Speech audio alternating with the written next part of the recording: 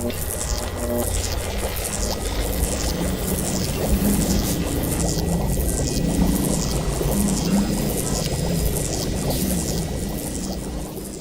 the Astro 30 here, and this is the 9th part of the installment of this amplifier series, and we're still on the preamp. Now, thing is, last night I was mucking around with that first version of the preamp, and I've lost my pen, but I've basically gone and drawn the input circuit as it is on that circuit board. We have a 100k input impedance resistor here, a 22k here, a 100k here as a negative feedback resistor, and these two resistors combined form the voltage gain, which is a minus voltage gain. Keep that in mind because it's an inverting amplifier. So we have a gain of around 4.5 with these current values. We also have a 1k resistor on the output, and what this does is it prevents the next stage from making the first stage, if it's in high gain configuration, from turning into an oscillator. So that's the reason why we have a resistor here. Now, if you put a resistor here, you are going to have a drop in the gain. So seeing 3.8 roughly here at the output would be correct because it's going through a 1k resistor. Regardless, when I changed this 22k to a 10k, I had absolutely zero output, and I couldn't figure out why. So what I'm going to do is I'm going to breadboard this up in its original configuration, which I know works, and then I'm going to change that resistor to a 10k, and I'm going to find out why the bloody thing has no output. Now, I'm 100% sure that that will work and we'll have a gain of 10 here, and probably a gain of 9 roughly there. And one other thing I've got here is, for some reason in the last video I kept saying Baxandle. It's called band axle. Anyhow, I just thought I'd correct myself. I've also drawn just the bass section of the next stage of the preamplifier. 10k here, 10k there, 10k there, clockwise position on a pop there, and I put in a 0.022 microfarad, which is what it should have been, not a 0.22, instead of the 0.1. And there's a 10 picofarad there going across an inverting amplifier. And there's the output there. There's also a 1k resistor there, 2 on the output before the capacitor, and volume control, etc. And so yeah, your gain would actually be dropped because of the first 1k in the first preamp and the 1k on the output here, but that's neither here nor there. So I want to test two things. Without making this video go on for a million years, I want to test that this gain can be increased to 10 and works, and find out why if it doesn't, and if we get proper bass response on the oscilloscope anyway with this change. Because I can't see any reason why the oscilloscope itself would not be able to see this oscillator, this op amp, increasing in gain when the bass frequency is increased. So I reckon it's something to do with that particular PCB. Who knows? But what I'm going to find out is, I'm not going to guess or surmise, I'm actually going to do some research. So I'm going to build that up on breadboard, or at least this part first, and see what happens. And as messy as that looks, I've got it built, just the input stage in its current configuration with the 22k and 100k resistors setting the gain. Everything's hooked up. DSO seems to be behaving itself, so I'll turn the power on, and lo and behold, we have an output of roughly 4.6 volt peak to peak. So that's at 500 hertz, which is fine. So now, what happens if we change the 22k to a 10k? So I'll do this with this powered up. Now I've got to find where that resistor is. Yes, that's that one there. So I'll take him out from pin 2 and input. So that connects across pin 2 and input. and we don't have an output. Isn't that interesting? See, we have absolutely no output. So I wasn't going crazy. So now the question is, why is there no output? Well, the only thing I can think of is that 100k resistor, that one there on the input. So if I remove one end of that, let's see what happens. So if I remove that resistor, well, nothing happened. We still have zero output. So this is perplexing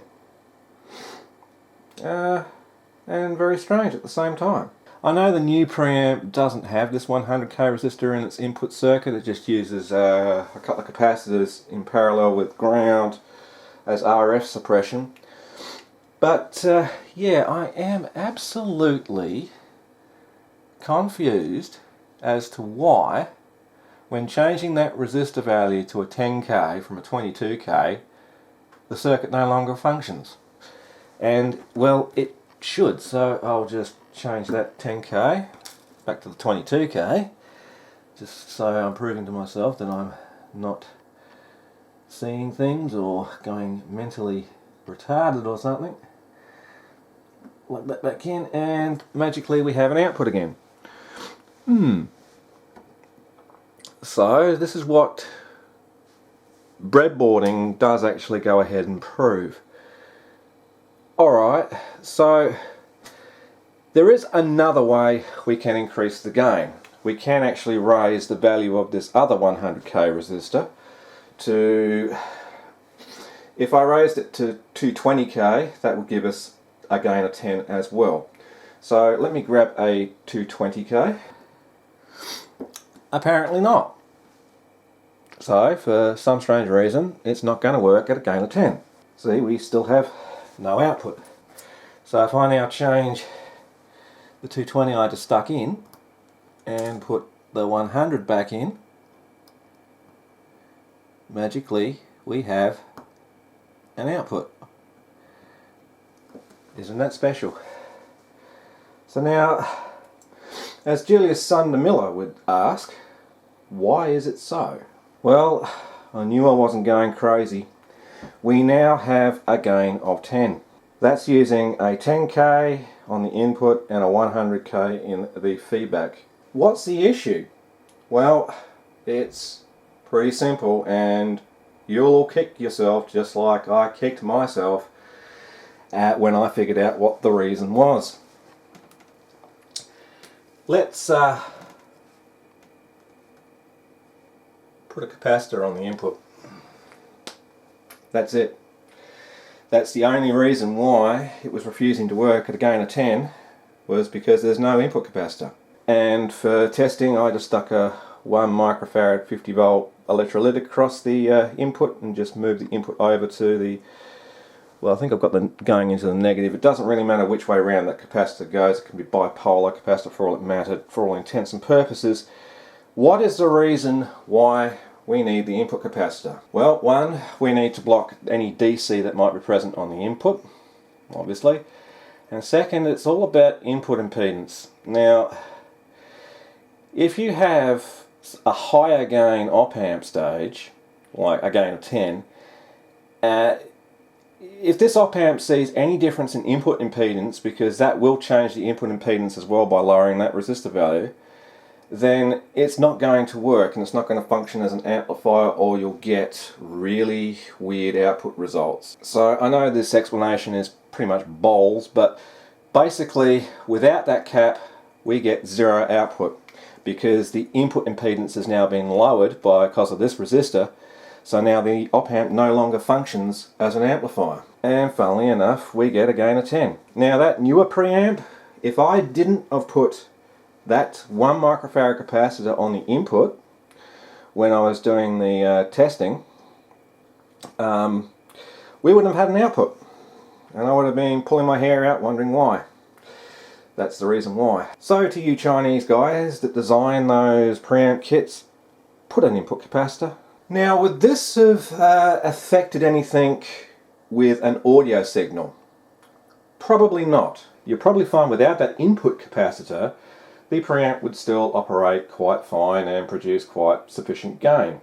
However, The only reason that we're getting weird results with the testing is because of the input impedance of the oscilloscope and the output impedance of the DDS.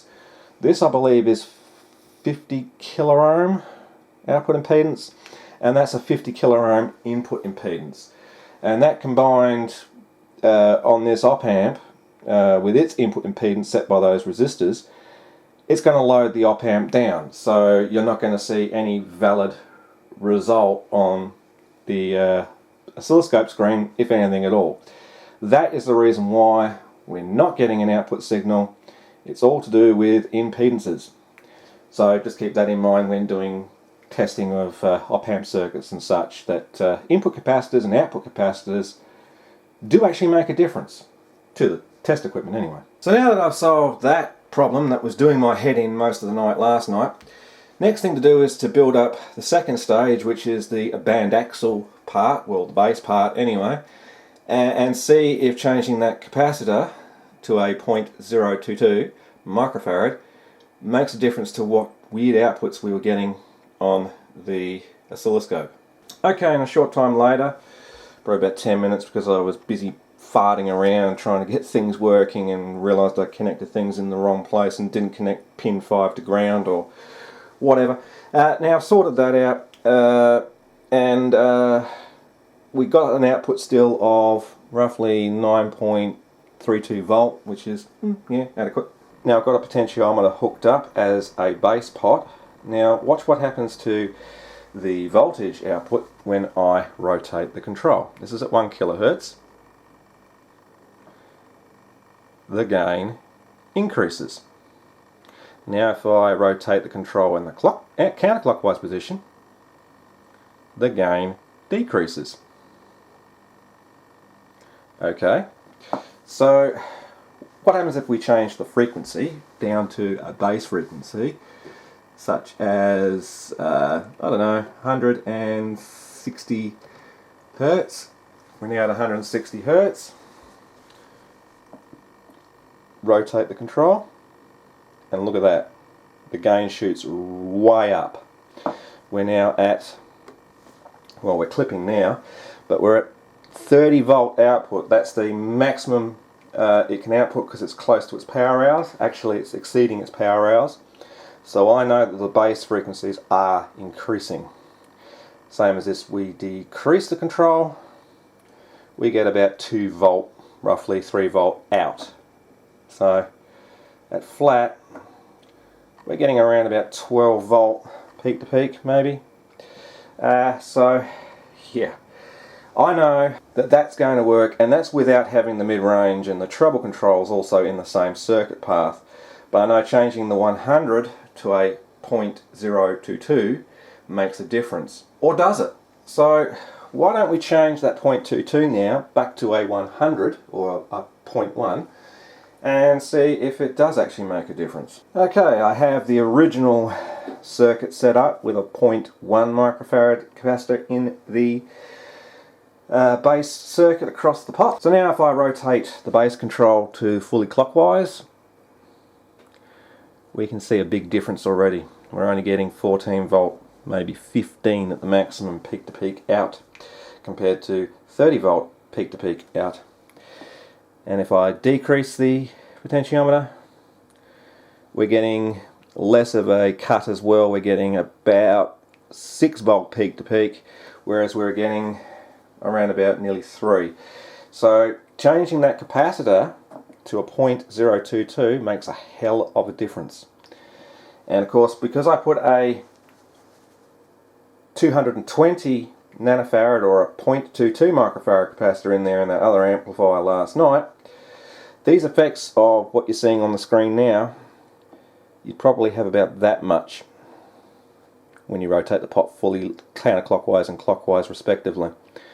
So it's not much of a change at all, which is why we can't hear anything. So through theory, I have proved that the circuit does work with the modifications. You need an input capacitor, obviously. There should always be one anyway on any preamp. I don't know why they didn't put one on, but they didn't. But irregardless of how the input circuitry is wired, it will work at a gain of 10, and it will work with plenty of bass boost and bass cut with a 0.022 microfarad capacitor. So those are the changes I'm going to make to this new preamp, and it should have good bass response then. Okay, so I've been waiting ages for a preamplifier to turn up in the mail. It's been over a month and a half now, still haven't seen it. I've ordered a second one, still waiting for that. So what I'm going to do is I'm going to pinch the preamplifier out of the test amplifier that I built in a previous video, because I know it works. Yeah, it's negating that project, which I didn't want to do, but let's face it, it doesn't work properly in that project. There is a lot of hum. That's something to do with the wiring, so I'll revisit that project later and put another preamp in it at a later stage. But currently in that preamp, that's already set to a gain of 10 using 10k and 1k respectively. So we have a gain of about 10. Now, when I do this modification, because I've got to modify the 100 nanofarad capacitor in the band axle circuit for the bass to a 0.022 or a 22 nanofarad. Now, as we saw on the scope tests, we were having quite a bit of distortion when increasing the gain on a 160 Hertz sine wave. It was actually clipping really bad. That is because there's probably too much gain ahead of this. Now, remember that the volume pot is on the output of the preamp, not the input. So we've got to take that into consideration when setting this value. So if I change that to a 12k, that will give us roughly a gain of 8. As bad as that's written, a gain of 8, which is roughly in between that. I could have stuck a 15k there and I get a gain of 6.8. 8 is taking it down just a little notch, and hopefully with a 1 volt signal there, it's not going to distort when the bass is wound all the way fully up as bad.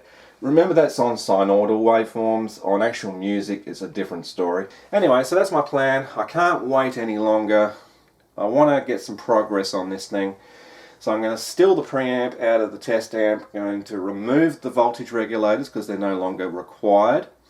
That's going to be a task in its half, and bridge over the relevant pins on the output and input of those ICs to get the voltage to go through. So it turns it into full DC, and change the 10k input resistors to 12k, change the bass filter capacitor to a 22 nanofarad, and then run some bench tests first on a supply, and then hook it up to the amplifier and see what we get. Okay, I've got the terminal headers installed where they weren't before. I've got the two 100 nanofarad capacitors changed to 22s. I did manage to have one of the pads on the top here come off, but that's okay. It's not actually connected to anything on the top layer. Neither here nor there. I've left the 10Ks alone for now. I've taken out the regulators and bridged the relevant pins to make it work. So it's almost ready for testing.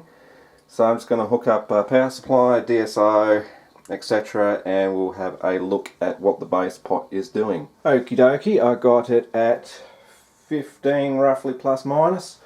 Turn on the load. No current draw, not much of an output, but if I rotate the volume I can now see the output on the scope. I'm running at 160 Hertz 1 volt, and we're approximately getting 9.73 peak to peak out, so that's pretty good. So I'll rotate the bass pot now. That's actually not bad. I'm now getting 20 volt peak to peak with it at maximum boost,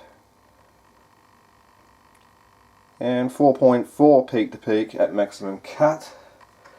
So let me just up the frequency or I should say lower the frequency to 60 Hertz.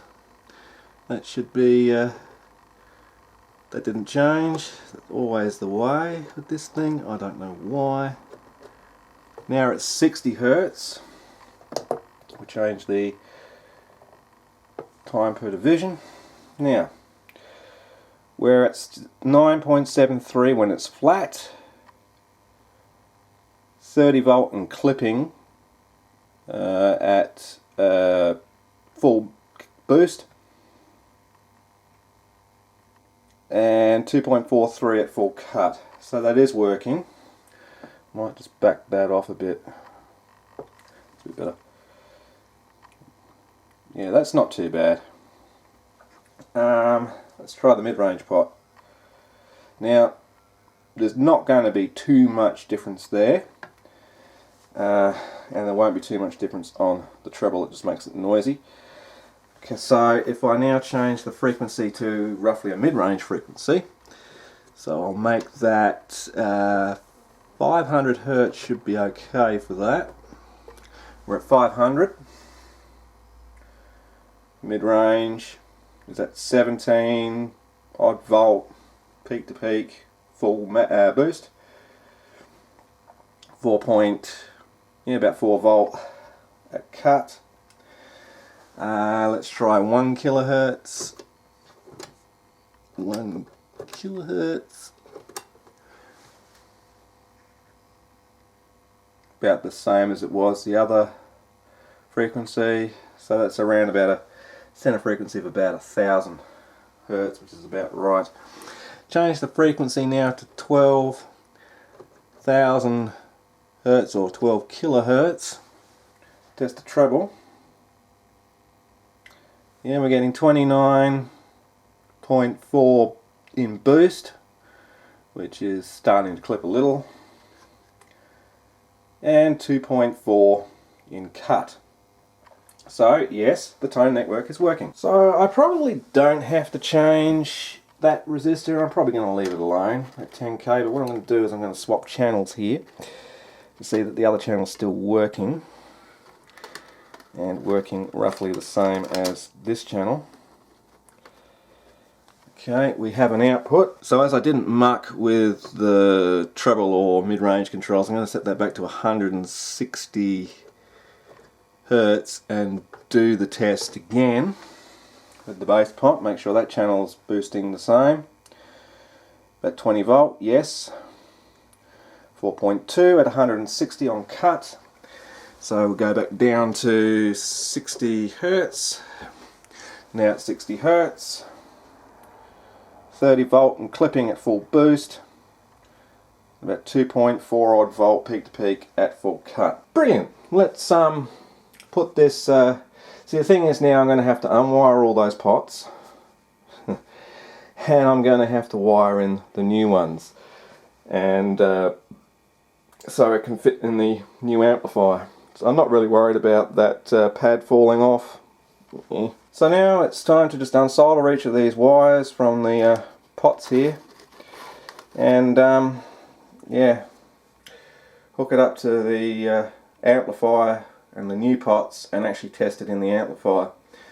I can always change my mind and not mount it in permanently and change the preamp over when I do get a new one. I may not, I may use this one. This one does work. Well, the worst happened. One of the pads has come off on this side for the bass pot and on that side, so this board is now absolutely fucked. So that's what I think of that. So I am going to have to wait for my new preamp to come in. So I just destroyed a working preamp in another project, and this is what I hate about these double-sided boards. You cannot rework them. Don't even fucking try. It's just going to be a waste of your time. And this is just like, you know, a waste of a fucking video. I haven't progressed any further. You know, and I'm getting slightly frustrated. So bang goes that idea. I've got one pot in there. So this is what happens when you rush and you're impatient and you want to get things done and you're trying to reuse something you've already previously built. You end up damaging shit. So I'm not really particularly happy. I wanted to test this preamp in the power amp. I mean, it tested fine on the oscilloscope, but now that I've wrecked the pads for the bass pot, it's like, yeah, I've got no hope in hell now. Yeah, this thing is just going to be junk. So I'll take off the two ICs, probably the headers, and just throw the fucking board out. I mean, it was only $7. I mean, what does it matter, right? But still, it would have been nice that that didn't happen. So I got one soldered in, went to do the second one, and then all hell broke loose. So anyway, I'm disappointed. So yeah, I'll catch you guys later. Look, I'm going. Thanks for watching. I'm the Astro 30, and as always, if you like this video, please remember to rate, comment and subscribe below, and you can always follow me on Facebook and Twitter. The links are in the description as usual. Anyways, this is the Astro 30 saying, see ya, have a great day, and I'm not your Darlington.